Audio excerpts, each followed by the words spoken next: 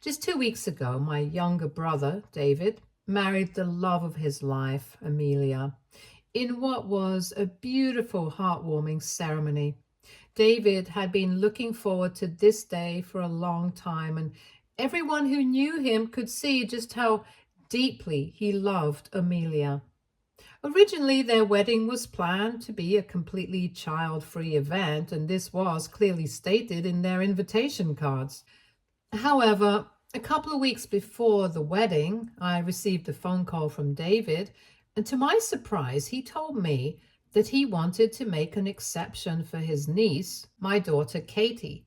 I was taken aback and asked him if he was sure. David told me how much he loves Katie and how he couldn't go through with the wedding without having her as their flower girl. I was almost in tears hearing him say that. Katie absolutely adores her Uncle David, and they have always had a special bond.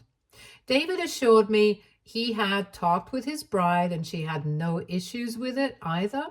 I could hear the sincerity in his voice. He didn't want Katie to miss such an important day in his life, and he knew how much it would mean to her. For some context, my daughter Katie was born with partial paralysis. She can't move her body below her arms, which has obviously been a life-altering reality for us. As a parent, when me and my husband Roger first found out, it was truly devastating. It felt like the ground had been pulled out from under us. We were in complete shock, refusing to accept the diagnosis. We went from doctor to doctor, 4 in total, desperately seeking a different opinion, hoping that maybe someone somewhere had a solution. We did every test imaginable, and with each one, we prayed for good news. We wanted to believe that there might be a surgery or a treatment out there that could change things for Katie and could give her the life she deserved. But no matter where we went or what we did, the answer was always the same. There was nothing that could be done.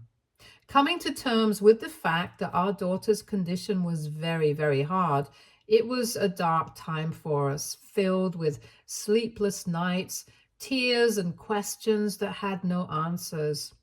We felt completely helpless looking at our precious daughter. Our hearts broke every time we thought about what Katie's future might look like. That feeling of helplessness was overwhelming. But over time, slowly and slowly, we began to find and connect with other families who were on the same journey as us and felt a bit reassured. Instead of thinking about what Katie couldn't do, we started focusing on what she could do and on giving her as much love and support as humanly possible. One of the people who has been a constant source of joy and light for Katie is her Uncle David. He never once treated her differently because of her condition. In fact, he has a way of making my daughter feel so comfortable, so completely at ease, that when they're together, it's like her condition doesn't even exist. This is something I've always appreciated, especially because other family members, sometimes even unintentionally, can make things awkward or uncomfortable. For example, my own mother, when she first saw Katie after she was born and realized the extent of her paralysis, was visibly shaken. I understood it was a difficult thing for her to process, but her reaction caught me off guard. Instead of offering comfort or support, she pulled me aside and in a hushed voice suggested that I should try to have another baby, one who could walk. My eyes widened in shock upon hearing her words. My mother continued to urge me that maybe if I tried again, I would have a better baby. It was as if Katie wasn't enough or didn't count because of her condition. I was stunned. It was such a heartless thing to say. But David stood up for me immediately, scolding our mother for being so harsh and insensitive. He told her that Katie was perfect the way she was and that she didn't need to be replaced or compared to anybody else. I'll never forget the fierceness in his voice when he defended my child. He scolded our mother for pushing me to get pregnant while I was still in the process of grieving and coming to terms with the fact of Katie's condition. Ever since then, I have not allowed my mother to spend any alone time with Katie and have reduced my contact with her as much as possible. Meanwhile, David would come over every weekend, rain or shine, just to spend time with my daughter. They'd spend hours goofing around, watching silly shows or playing games. It was during those weekends that I would see Katie light up for a few hours in a way that was so pure and joyful. She could just be a kid having fun with her favorite person in the world. Their bond has been a blessing for her and for us as well. So when he called me about making an exception for my daughter to attend his wedding, I was deeply touched. I knew that allowing Katie to be there would mean everything to her, and it would also be a beautiful way for David to honor their connection on his special day. So I agreed to bring Katie and was excited for her to be a flower girl. However, as much as David was eager to have Katie at the wedding, I don't think his bride, Amelia, was quite as enthusiastic about the idea. A few days after David called me with the invitation for Katie, Amelia reached out to me directly. She informed me that she had certain conditions for allowing Katie to attend their wedding. The conditions were oddly specific and rubbed me the wrong way. First, she insisted that Katie wear a beige dress, one that was flowy and, in her words, appropriate for the wedding atmosphere. Amelia also mentioned that Katie's hair needed to be done in a way that didn't look unkempt or ruin the aesthetic of her wedding. I was taken aback by how controlling her requests were. However, I chose to bite my tongue. After all, it was her wedding, and we needed to abide by her wedding theme. I didn't want to stir up any tension or make things uncomfortable for David, so I nodded along and assured her that I would comply with her wishes. After all, what mattered most to me was that Katie could be there for her uncle. I immediately went out and bought a beautiful beige dress for Katie. It was simple but elegant, just the way Amelia wanted me to buy, and I knew it would make my daughter feel special. I took a photo of the dress and sent it to Amelia since she had wanted me to send a picture of the dress after my purchase. I hoped she would be satisfied, but to my surprise, she wasn't. Amelia replied back quickly, saying that the dress was too beige and looked lifeless. She said that she preferred something with a little more color. I felt confused and frustrated. Wasn't this exactly what she had asked for? Still, I didn't want to argue or push back. I was doing everything I could to keep the peace, so instead of just buying another dress on my own and wasting my money this time, I decided to send her a few options before making a purchase. I didn't want to buy something that she would inevitably reject again. Amelia finally picked one of the dresses I had sent over, and I couldn't believe my eyes when I saw her choice. The beige color of the dress she selected was practically identical to the dress I had already bought, the one she had criticized for being too beige. The only difference was the tiniest hint of a pinkish tint that was barely noticeable. At that moment, it started to dawn on me that this wasn't about the dress or the color at all. Amelia was deliberately making things difficult. It felt like she was testing me or setting up obstacles to make me jump through hoops. There could be a reason she didn't want my daughter at the wedding, however. She had not told me directly anything, and I didn't want to unnecessarily stir things up with her. If she wanted to uninvite my daughter, she needed to talk to my brother and have it sorted out. However, she never did, and the wedding happened as planned. On the day of my brother's wedding, Katie looked absolutely stunning as she made her way down the aisle in her beautiful beige dress, the one that Amelia had finally approved. The dress flowed gracefully as she wheeled herself forward, her face glowing with happiness. As she stopped to toss flower petals, the entire room seemed to pause. There was an audible gasp from the guests, followed by a chorus of compliments. People couldn't stop talking about how beautiful she looked, and I could see the joy radiating from her as she continued down the aisle, scattering flowers and resuming her steady progress in her wheelchair. I felt an overwhelming sense of pride and love for my daughter at that moment.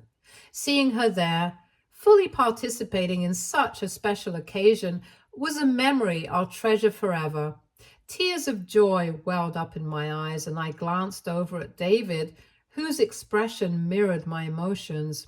He looked at Katie with so much pride, his smile wide and warm, clearly touched by her presence and her radiant spirit. As she reached the front, David walked over to her, kneeling down to give her a heartfelt hug. It was such a tender moment between them, one that spoke volumes about their close bond. Then he helped her position herself to the side, making sure she was comfortable and could be a part of the ceremony from the front row. A few moments later, Amelia began her walk down the aisle, and there's no denying that she looked breathtaking in her wedding gown. As she approached the altar, I couldn't help but notice how her gaze briefly landed on Katie. For a split second, I hoped to see her smile at my daughter, some acknowledgement of her presence and the role she played on this important day. But instead, Amelia visibly rolled her eyes and looked past Katie without even a hint of a smile. I couldn't help but feel a pang of disappointment. Still, I chose to push the thought aside, not wanting anything to overshadow the joy of the day. David and Amelia took their vows, and when the officiant declared them husband and wife, I felt a rush of happiness for my brother. He had finally found someone to share his life with, and in that moment, nothing else mattered. Seeing him so happy made my heart swell with pride and joy. After the ceremony, during the photo sessions, we gathered together as a family for pictures. David made sure that Katie was included in every shot. We took so many pictures capturing the love and unity that we all felt that day. During the photo session, I couldn't help but notice that Amelia seemed a bit off. She kept sighing heavily and huffing under her breath, which I initially brushed off as her being tired. After all, weddings are exhausting, and maybe she just needed a break from taking so many photos. But as the session continued, her behavior became harder to ignore. At one point, when David picked Katie up and held her in his arms for a picture, Amelia's expression noticeably shifted. She looked disappointed, her smile faltering as her eyes focused on them. It was subtle, but clear enough to make me uncomfortable. After we had taken several pictures with Katie, Amelia came up to me with a polite but clipped tone and asked if I could wheel Katie out so that she could take some photos with just her family. The request caught me off guard, but I agreed. I took Katie to sit with my parents at the reception. My mother did acknowledge how beautiful my daughter looked and told me that I was lucky to have a daughter like her. It was a small gesture, but I was happy my mother was moving past her biases and learning to accept my daughter for who she is. Overall, Katie, blissfully unaware of any tension, seemed to have had a good day, and that's what mattered the most to me. After the wedding, Amelia and David left for their honeymoon, and from the pictures and stories David posted on his social media, it seemed like they were having an amazing time. I was happy for him. He deserved to enjoy this special time with his new wife. Once they returned from their honeymoon, David invited our family, me, Roger, and our parents, over to his new home for lunch. It was meant to be a casual family gathering, and I was looking forward to seeing him again, especially since we hadn't really spoken much after the wedding. Since the wedding, my mom and I have reconnected in a way I didn't expect. She had taken the time to properly apologize to me for what she had said about Katie years ago and about pushing me to try for another baby. She was genuinely remorseful, and while part of me was still cautious, I appreciated the fact that she had recognized the pain her words had caused. During lunch, David was absolutely over the moon to see Katie again. The moment we arrived at his house, he excitedly pulled out a collection of gifts he had brought back for her from their honeymoon. He had clearly put a lot of thought into each one, and Katie's face lit up with pure joy as she unwrapped them. She was smiling from ear to ear, and David, as always, was completely engaged with her, asking about her favorite part of the wedding and telling her how much everyone had been talking about how beautifully she had performed her role.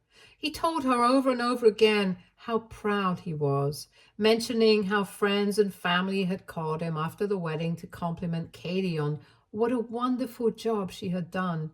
Hearing all these compliments made Katie beam with pride, her eyes twinkling with happiness. However, while my brother was showering Katie with attention, I couldn't help but notice Amelia. I observed her closely, and it became glaringly obvious that she wasn't sharing in David's enthusiasm. She didn't smile or even acknowledge Katie. Instead, she looked visibly annoyed, as if David's interaction with Katie was somehow an inconvenience to her. Her expression carried a mix of exasperation and impatience, and she barely engaged with anyone while David focused on Katie. It was like she was waiting for the moment to pass, eager for his attention to shift away from my daughter. David, of course, was completely oblivious to his wife's attitude. After lunch, we all sat around the living room, relaxing and chatting as a family. It was then that Amelia came over to me and quietly asked if we could talk privately. I felt a knot form in my stomach because I already had a sense of what was coming. I had been bracing myself for this conversation ever since the wedding day. With a nod, I agreed, preparing myself for what I knew would be a difficult discussion. Amelia led me to one of the bedrooms and we sat down to talk. She started by first complimenting me for doing a wonderful job with Katie, by following all her conditions and keeping my word regarding Katie's appearance at the wedding.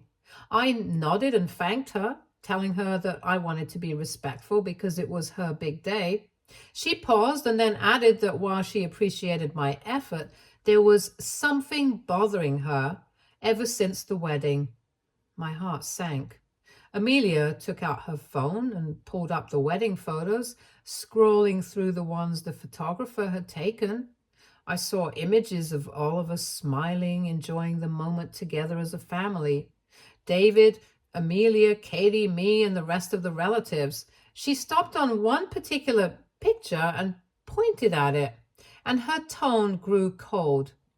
"Look at this," she said, zooming in on the image. It was one of the family photos with Katie in her wheelchair beside David.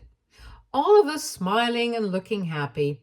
Amelia's finger hovered over Katie and she looked at me with a scornful expression. "Do you see how your stupid kid in a wheelchair is ruining the vibe of the entire picture?" she said, the words coming out sharp and venomous. For a moment, I couldn't breathe. I was in complete shock. How could she say something so cruel, so heartless about my daughter? I felt an immediate rush of anger. The very suggestion that my sweet girl, who had tried her best to be part of the celebration, was now being blamed for ruining the vibe? I argued back, telling Amelia she had no right to speak about Katie that way, and reminded her that she knew from the start that Katie was in a wheelchair. There was no other way for my daughter to pose for photos. How else could she have possibly participated? Amelia, unfazed by my reasoning, scoffed and said, "That's not my problem," and went on to say that seeing Katie's wheelchair in every photo was an eyesore that had ruined her vision for the wedding pictures. As if that wasn't enough, she then suggested that I should offer compensation for letting my daughter ruin her wedding. I was appalled by her audacity. I raised my voice, asking her what kind of compensation she was even talking about. Completely shocked that she would make such a ridiculous demand. That's when Amelia hit me with her real demand. She said that I needed to pay for a photo editor to Photoshop Katie either out of the wedding pictures or at the very least make her appear without the wheelchair. I gasped in disbelief. How could she possibly think it was acceptable to erase my daughter from the wedding photos or to alter who she was just for the sake of aesthetics? This was the breaking point. I couldn't hold back any longer. Are you serious? I shouted, my words filled with disbelief. You want me to pay someone to erase my daughter or pretend she isn't in a wheelchair? You're an ableist, Amelia. I'm proud of my daughter exactly the way she is, and I will not be paying for any kind of Photoshop. If you had such a problem with her being part of the wedding, then you should have never let her be the flower girl in the first place. Amelia argued back, saying she had tried her best to dissuade David from letting Katie be their flower girl, but that his love for Katie was so blind that he did not agree. She told me how she knew if she had insisted on uninviting my daughter, he would have broken off the wedding also. I shook my head as I realized this woman had been harboring such resentment towards Katie. Her reasoning was so callous, so heartless, that it made me feel disgusted. I reminded her sharply that my daughter was a living, breathing human being with real emotions and did not deserve to be hated this way. She loved her uncle and had been genuinely overjoyed to be part of their wedding. She didn't deserve this kind of treatment, especially not from Amelia, now that she was my sister-in-law. But Amelia didn't seem to care. She argued back, saying that both Katie and I were just attention seekers, and that I shouldn't forget the only reason people had paid so much attention to Katie at the wedding was because of her disability. Her words were so vile that something inside me snapped. The rage that had been building finally boiled over, and before I even realized what I was doing, I slapped Amelia. The sound of my hand connecting with her face echoed in the stillness of the room, and I stood there, my hand trembling, my chest heaving with the weight of everything that had just happened. Amelia's face flushed red with shock, and I could see her eyes widen in disbelief. Before she could react, my brother barged into the room, along with my husband and my parents. My brother asked Amelia if she really meant what she had said about Katie. Amelia's eyes widened in realization. It turns out that David had been listening to our entire conversation and had likely heard every single word of her cruel and manipulative remarks. Panic flashed across her face and she tried to backtrack, stumbling over her words in a desperate attempt to explain herself, but it was too late. David's voice filled the room as he bellowed at her and called her shameless and manipulative for bringing me aside to talk about my daughter this way. I can't believe you manipulated me into thinking you were a nice person, when in reality you hate my family this much, he shouted, his voice filled with both pain and anger. The disappointment in his tone was palpable, and it was clear that he was seeing Amelia for who she really was, someone who had hidden her true feelings all along. Amelia, desperate to salvage the situation, tried to argue back. I don't hate your family exactly. This is just about Katie, she said, her voice trembling. She then tried to spin the situation around, accusing David of always favoring Katie over everyone just because she was disabled, and he felt sorry for her. She claimed that as his wife, she deserved more of his attention and that he needed to stop prioritizing Katie so much and focus on their marriage instead. Then Amelia began to complain about how inviting Katie had led to some of her friends mock her wedding pictures later, leaving her feeling humiliated. She claimed that this was the reason she had wanted to Photoshop Katie out of the photos so that she could always remember their beautiful day without such ugliness. Thankfully, David wasn't having it. He told her to get off her high horse and stop acting like his niece could have somehow spoiled their pictures, and that her being in the pictures made them even more beautiful. I love Katie like my own daughter. Giving attention to her doesn't take away anything from you. The fact that I even have to explain this goes on to show how cheap your mentality is. Katie is part of my family, and if you hate her this much, then I can't be married to you. Amelia's face went pale as David's words hit her. He looked at her with a clarity that showed he wasn't willing to let this slide. You're an ableist, just like my sister said, he added, echoing the very accusation I had made earlier. The fact that you continue to justify your behavior means that you will never change. I do not want to be married to a cruel woman like you. Pack up your things and go back to your parents' place. Amelia, still in shock, tried to argue once more, but my mother, who had been quiet up until now, finally stepped in, visibly livid. She expressed her anger about the situation, emphasizing that while it was one thing to dislike the attention Katie received at the wedding, considering photoshopping her out of the pictures was heartless. My mother firmly stated her support for David's decision and told Amelia that she should be ashamed of herself for even suggesting such a thing.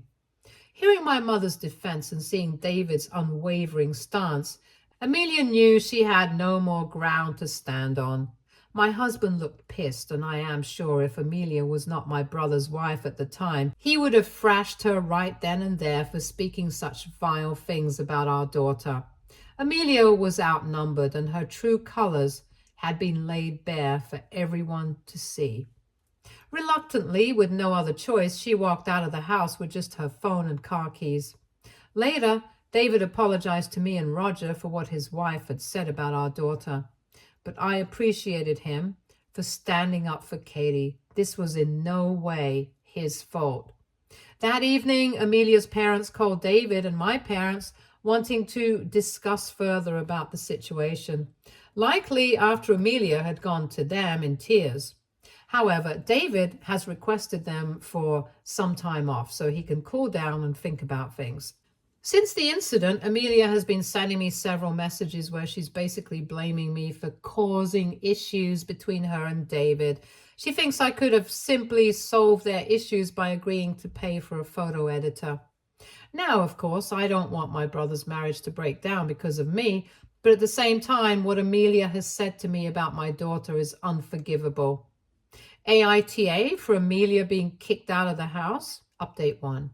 I am receiving so many comments and DMs that I'm unable to reply to everyone. Hence, I will clarify all the points here.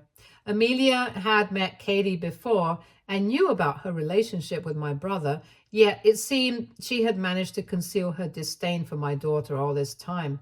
Not even once had I ever suspected that she had actually hated my daughter this much.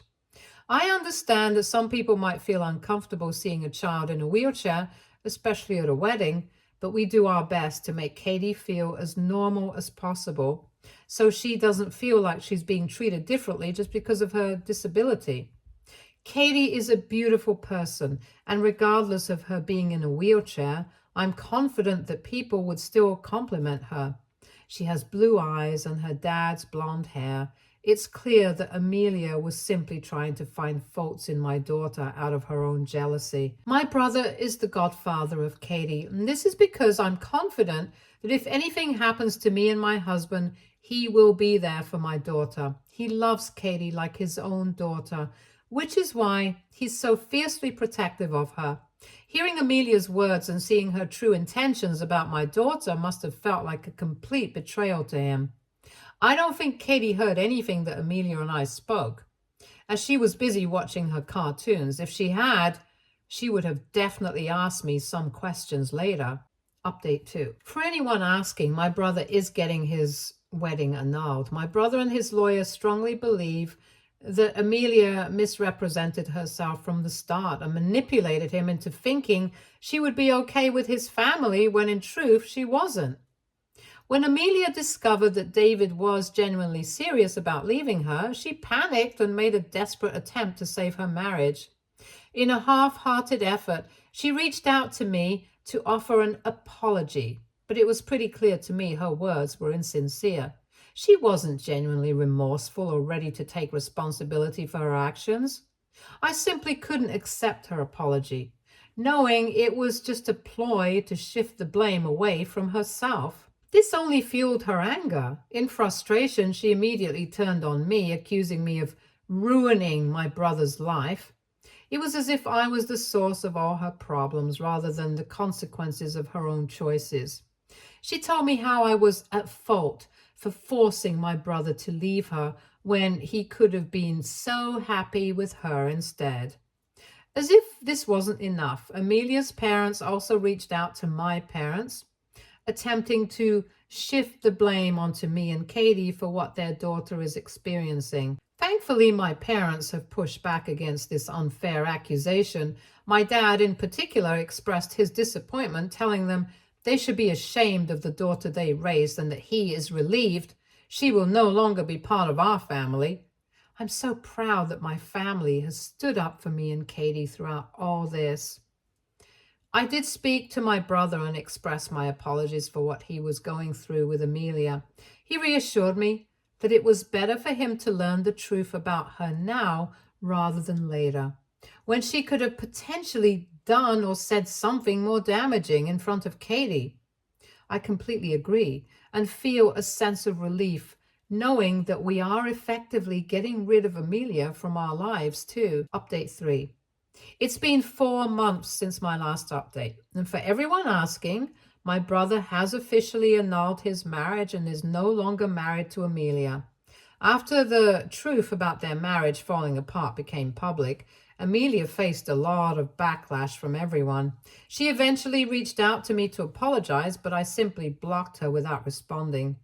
Recently, all of us went on a vacation together. It was a wonderful time for all of us.